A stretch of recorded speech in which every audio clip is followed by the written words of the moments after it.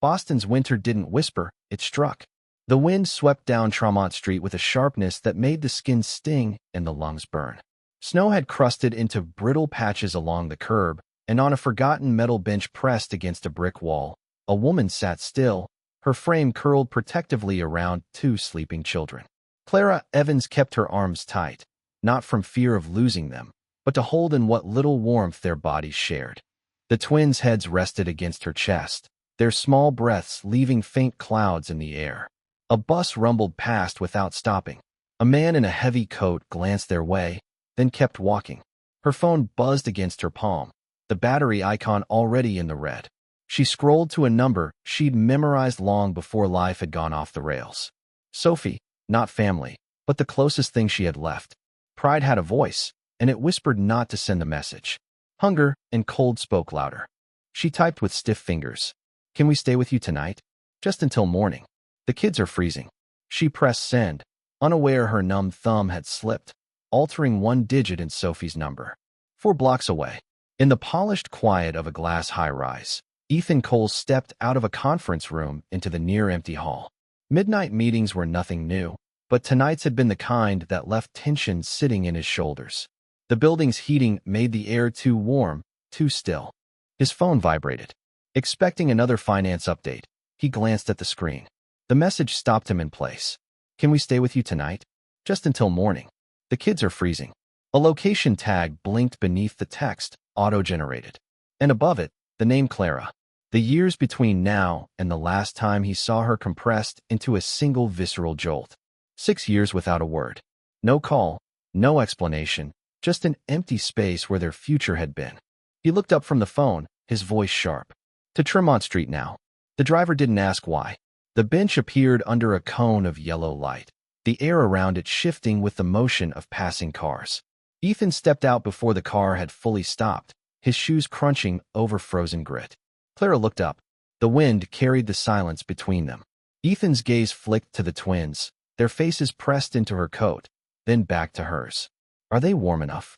His tone was steady, but there was no mistaking the edge in it. We'll manage, she said, tightening the blanket. You should go. He took one step closer. Let me help just for tonight. She opened her mouth to refuse, but the girl in her arms coughed, a thin, dry sound that cut through her resolve. Clara's jaw shifted. She nodded once slow. They rode in silence, rafted the heater, turning the frost on their clothes into a faint dampness. The twins leaned against her, breathing evenly. Ethan kept his eyes on the road ahead, his grip on the armrest measured but firm. At the secondary penthouse, he opened the door without speaking. Clara stepped in, scanning the space. Not for luxury, but for safety. Guest rooms down the hall, he said. It's warmer there. Her gaze met his for a brief, charged moment. Thank you. Just for tonight. Just for tonight, he repeated. The elevator doors opened with a soft chime, spilling warm light into the marble hallway. Ethan stepped out first, his breath still sharp from the cold. Clara followed slowly, one arm cradling her sleeping daughter, the other guiding her son, who clung to her coat. This way, Ethan said quietly, leading them down the hall to a corner suite. He swiped his keycard, the door unlocking with a muted click. The room was spacious but understated, a deliberate choice for a guest space. The hum of the central heating filled the silence. Clara sat the little girl on the sofa, then crouched to unlace her son's boots, her movements efficient but careful. Ethan hesitated near the doorway. In 6 years, he had imagined 100 ways they might meet again. None of them looked like this. Her in a worn coat, 2 children pressed against her like she was the only safe place in the world. There are clean towels in the bathroom, he said, his voice low. I'll have some food sent up. She didn't look at him. Thank you, but just tonight. Ethan nodded, though the words landed heavier than she meant them to. A few minutes later, room service arrived. Steaming bowls of chicken soup, bread still warm from the oven, mugs of hot cocoa crowned with melting marshmallows. The children's eyes lit up. Clara murmured a quiet, "Eat slowly." But her gaze stayed fixed on the window where snow swirled in the amber street light. Ethan stood by the dining table, hands in his pockets, pretending to check his phone. But his attention kept drifting back to the way Clara smoothed her daughter's hair, without thinking to the tiny cough her son tried to hide. When the children finished, Ethan gathered the empty dishes and set them by the door. Clara rose, adjusting the blanket over the sofa where the twins now curled together. "You can take the bedroom," Ethan said. "It's warmer. I'll stay here." Her tone was final. Ethan paused, searching for something to say that wouldn't push her further away. In the end, he simply nodded. "Good night, Clara." She didn't answer, but as he turned to leave, he heard her whisper almost to herself, "Good night." The first light of morning slipped through the floor-to-ceiling windows, casting pale gold across the living room. Clara stirred on the sofa, a blanket draped over her. Her daughter was still asleep, her small hand curled against Clara's side. The boy sat cross-legged on the rug, quietly flipping through a picture book he must have found on the coffee table. Ethan was already in the kitchen, sleeves rolled to his forearms, pouring coffee into a mug. The smell of toast and scrambled eggs drifted through the air. He glanced over as Clara sat up, her hair falling in loose strands. "There's breakfast," he said simply, setting plates on the counter. She hesitated before joining him, the children trailing close. The boy reached for a slice of toast, his eyes darting between Ethan and his mother. "You don't have to do this," Clara said, her voice low but steady. Ethan met her gaze. "It's just breakfast." They ate in relative silence, punctuated by the clink of cutlery and the occasional giggle from the twins when the boy tried to make his sister laugh. Ethan found himself watching those moments, the easy rhythm between them, the way Clara's eyes softened when she looked at her children, and how quickly they hardened again when she caught him looking. When the plates were cleared, Ethan checked his watch. "I have a meeting in 2 hours. I can arrange for a driver to take you anywhere you need." Clara straightened. "We'll be fine. We won't stay longer than today." A quiet beat hung in the air before Ethan nodded. "At least let me give you something for the kids. Warm clothes, groceries, no strings." She opened her mouth to refuse, but stopped when her son coughed, a dry, rasping sound. Her eyes flickered with concern. "I'll take him to see a doctor," Ethan offered immediately. Clara hesitated, then gave a small nod. "Only the doctor. That's it." A short while later, they stepped into the cold again. The city was quieter in the morning, the snow crunching beneath their shoes. Ethan walked a half step ahead, holding the clinic's glass door open for them. Inside, the warmth was almost startling. A nurse ushered them to the pediatric wing. As she took the boy's temperature, she smiled at Ethan. "Dad, you can fill out the forms here." Clara's head snapped up. Ethan had taken the clipboard. His pen paused for a second before he wrote his name in the blank space for parent or guardian. Clara watched, her eyes flickering with unease. When the nurse walked away, Ethan handed the form back. But as the boy was led into the examination room, Clara's mind had already begun to drift back to the years apart, to the truth she had buried, and to the man now standing beside her, the one who had once promised to stay by her forever. The pediatrician, a woman in her 40s with a calm voice, listened intently to the boy's breathing through her stethoscope. "It's a mild respiratory infection," she said, jotting notes on the chart. "We'll start him on medication and keep him hydrated. He should be fine in a few days." Clara let out a breath she didn't realize she'd been holding. Ethan stood beside her, his hands in his coat pockets, his gaze fixed on the boy sitting quietly on the exam table. When the prescriptions were ready, Ethan took them without a word and paid at the front desk. Outside, the air was sharp, snowflakes drifting lazily from a white sky. "I'll drive you to the pharmacy," he said. Clara shook her head. "We can walk. It's close." Ethan didn't argue, just fell in a step beside her. The twins shuffled along, the girl clutching a small plush rabbit, the boy leaning lightly against his mother's side. At the pharmacy, Ethan handed the pharmacist the prescriptions while Clara browsed the small shelf of children's thermometers. He returned with a small paper bag and, without looking at her, asked, "Do you have enough for food this week?" Clara didn't answer immediately. "We'll manage." "That's not what I asked." Her eyes flicked to him, guarded. "We'll be fine, Ethan." They walked back in silence. As they reached the penthouse, Clara started to gather the children's things. "We'll leave this afternoon," she said. Ethan's brow furrowed. "Where will you go?" "That's not your concern." "It is," he replied, his voice low but steady. "Whether you like it or not, it is." Before she could respond, the boy began coughing again. Clara crouched down, rubbing his back. Ethan knelt too, meeting her eyes. "Stay at least until he's better."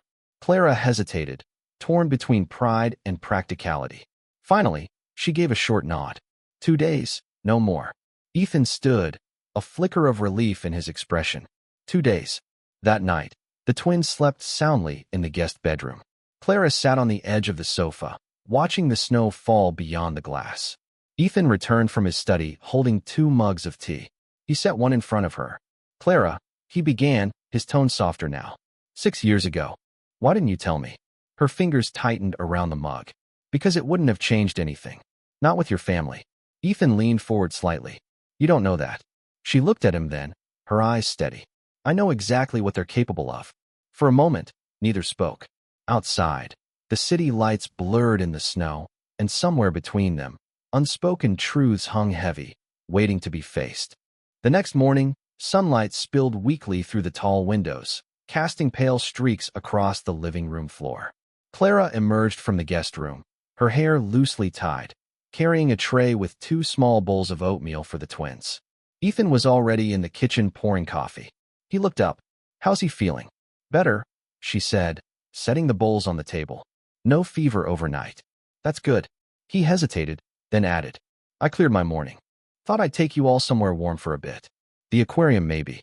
Clara's brows knit slightly. We don't need a field trip, Ethan. They just need rest. They've been stuck inside for days, he said. A little distraction might help. And he paused, searching her expression. So might a change of air for you.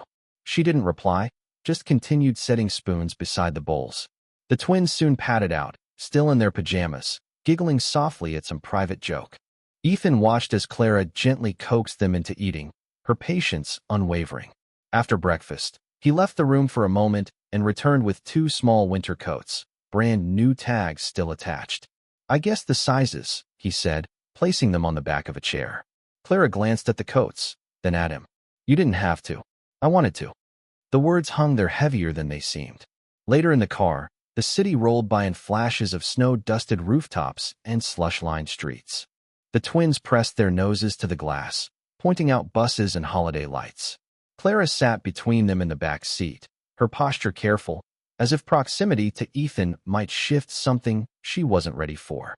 At the aquarium, Ethan paid for the tickets without comment. Inside, the soft blue glow of the tanks lit their faces.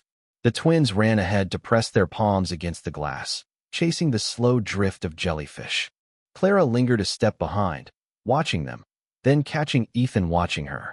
They're beautiful, he said quietly, but it wasn't clear if he meant the jellyfish or the children. Midway through the visit, while Clara guided the twins toward the touch tank, Ethan stepped aside to answer a call. His voice dropped low.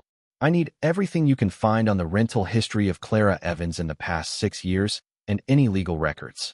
He ended the call quickly, slipping his phone back into his coat before Clara turned around. When they left the aquarium, the late afternoon light was fading into the deep blue of an early winter evening.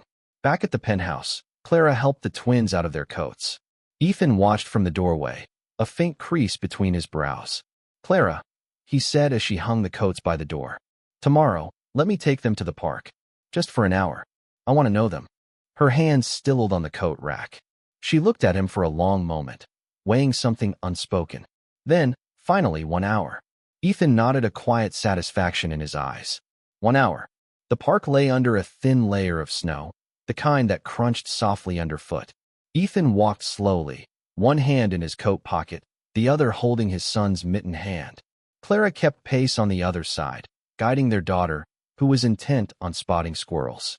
The air was crisp, but the winter sun spilled gold across the frozen pond. Ethan stole a glance at Clara. Her cheeks were pink from the cold, her eyes fixed ahead. For a moment, it felt almost like the years between them had folded away. They stopped at a playground, its swings swaying gently in the breeze. The twins ran to climb the slide, their laughter ringing through the still air. Clara stood beside Ethan, hands in her pockets. They don't know, she said quietly. Ethan turned. About me, she nodded. I never told them. I didn't want them to grow up wondering why their father wasn't there. A muscle tightened along his jaw. I should have been there. You couldn't have been, she replied, her voice low but steady. They made sure of that. Ethan's gaze dropped to the snowy ground. I'm going to find out exactly who did what. That evening, while Clara put the twins to bed, Ethan sat at his desk with a manila folder open. Inside were rental histories, old forwarding addresses and legal documents, evidence of a deliberate effort to erase Clara from his life. At the bottom was a name he recognized too well. Richard Cole, his uncle, and a senior board member in his company. Ethan's grip tightened on the papers. When Clara emerged from the twins' room, she found him still at the desk. "What are you looking at?" He slid the folder closed. "Nothing you need to see tonight." Her eyes lingered on him as if weighing whether to press, but she said nothing. The next day, Ethan invited Clara for coffee at a quiet cafe near the harbor. They sat by the window, the cold seeping in around the glass. "There's something I need to tell you," he began. "I think I know who forced you out of my life, and I'm not letting it happen again." Clara's hands tightened around her cup. "Ethan, no." He cut in, his voice calm but unyielding. "This time I'm not standing by. I'm going to deal with him." She studied him for a long moment, then said softly, "And what happens when the truth comes out about us, about them?" Ethan leaned forward, his eyes steady on hers. "Then the world will know exactly what I'm willing to fight for." The cafe's soft hum faded when Ethan returned home that night. Snowflakes clung to his coat as he stepped into the quiet penthouse. Clara was in the kitchen rinsing dishes, her sleeves rolled to the elbows. She didn't look up when he entered. "I need to tell you something," he said, pulling off his gloves, her hands stilled under the running water. "Go ahead." "It's Richard," Ethan continued. "He's the one who made you disappear from my life. He's been pulling strings since the day you left." Clara turned slowly, drying her hands with a towel. Her voice was calm, but her eyes were sharp. "And now he knows I'm back." Ethan hesitated. "He will soon." 2 days later, the call came. Clara answered the apartment phone while Ethan was out. A smooth, controlled voice greeted her. "Clara Evans, we finally speak again." Her grip tightened on the receiver. "What do you want?" "To remind you that your presence in Boston is temporary," Richard said. "Leave before this becomes ugly. I have resources you can't imagine." Clara's heart pounded, but her tone stayed level. "I'm not afraid of you." Richard chuckled. "Then you've forgotten how the world works. Ask yourself, can you protect them?" The line went dead. When Ethan returned, he found Clara standing by the window, the phone still in her hand. "Richard called," she said. Ethan's jaw set. "Then it started, and I'm not letting him win this time." The following morning, Ethan walked into the boardroom of Cole Infrastructure, the city skyline glowing behind him. Richard was already there, leaning casually against the conference table. "You're letting sentiment cloud your judgment," Richard said before Ethan even sat down. "This," he gestured vaguely. "Family situation is a liability. Step away and the board will forget it." Ethan's reply was calm, almost cold. "They're my children. She's the woman I love.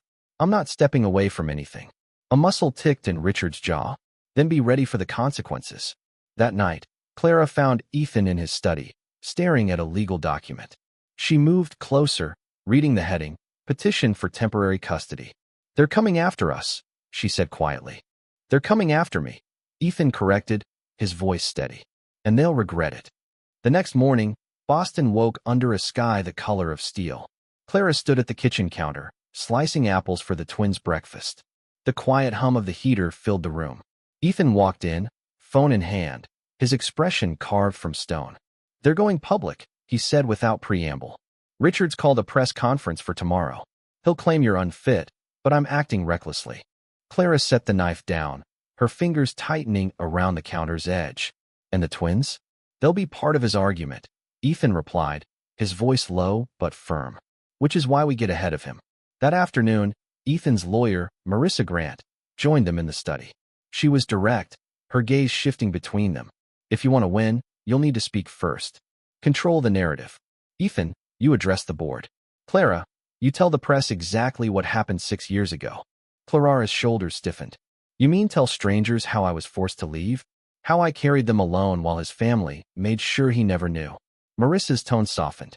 "Yes, because if you don't, Richard will twist it until it's unrecognizable." Ethan stepped forward, resting a hand on Clara's. "You won't be alone up there." The next day, the Cole Infrastructure boardroom was packed. Cameras flashed beyond the glass walls as members filed in. Richard sat at the far end, his smile polite but sharp. Ethan stood at the head of the table. "Before we discuss projections or contracts, I need to make something clear. There's been speculation about my personal life. Let me end it now. I have 2 children, and I will protect them and their mother no matter what it costs this company or me personally." A ripple of whispers spread through the room. Richard's smile faltered. Meanwhile, in the lobby downstairs, Clara faced a wall of microphones. The twins were upstairs with a trusted friend. This moment was hers alone. She drew a breath. 6 years ago, I was in love with Ethan Cole. We planned a life together that ended when someone in his family made it clear if I stayed, they would destroy us both. I left thinking I was protecting him and our unborn children. Gasps rippled through the crowd. I'm here now because I won't run again. My children deserve their father. And we deserve to live without fear. The footage spread online within hours. Public opinion turned sharply. Hashtags calling for Richard's removal trended across platforms. That evening, Ethan and Clara sat in the living room, the twins asleep in the next room. Clara leaned back into the sofa, exhaustion etched into her face. "You were right," she said quietly. "We had to say it." Ethan reached over, taking her hand. "We're not done yet, but now we're fighting on our terms." That evening, the city outside was a blur of headlights and falling snow. Inside the penthouse, Ethan stood by the window, watching the streets below. Clara entered quietly, carrying 2 mugs of tea. "They're still talking about it," she said, placing one on the table. "It's everywhere. TV, online, even the school board called to check on the twins." Ethan turned, a faint smile tugging at his mouth. "Good. The more people know, the harder it is for Richard to rewrite the story." The next morning, Ethan walked into the Cole Infrastructure headquarters. The tension in the air was palpable. Employees avoided eye contact. Conversations cut short as he passed. Richard was already in the boardroom, leaning back in his chair like a man who still believed he was untouchable. "You've stirred up quite the storm," Richard said with a smirk. "But storms pass." Ethan placed a folder on the table and slid it across. "Not when the storm carries proof." Inside were documents, financial irregularities, unauthorized transfers, and deals Richard had pushed through without the board's knowledge.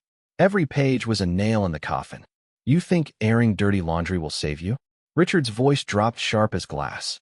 "I think," Ethan replied evenly, "that the board will care more about a man stealing from them than about me protecting my family." By midday, the board voted. Richard was suspended pending investigation. The decision was unanimous. Outside, the winter sun was weak but steady. Ethan met Clara in the lobby, her expression cautious. "It's over?" she asked. "For him." "Yes," Ethan said. "For us, it's a start." That weekend, they took the twins back to Tremont Street. The old bench was still there, dusted with snow. Clara sat down, running her hand over the cold metal. "This is where everything changed," she murmured. Ethan sat beside her, slipping his hand into hers, and where it started again. The twins laughed nearby, their voices carrying over the hum of the city. The camera of life seemed to pull back. For figures framed against the endless movement of Boston, the past finally loosening its grip. Snowflakes began to fall again, but this time none of them felt the cold. The first days after Richard's removal felt strangely quiet. The board moved on.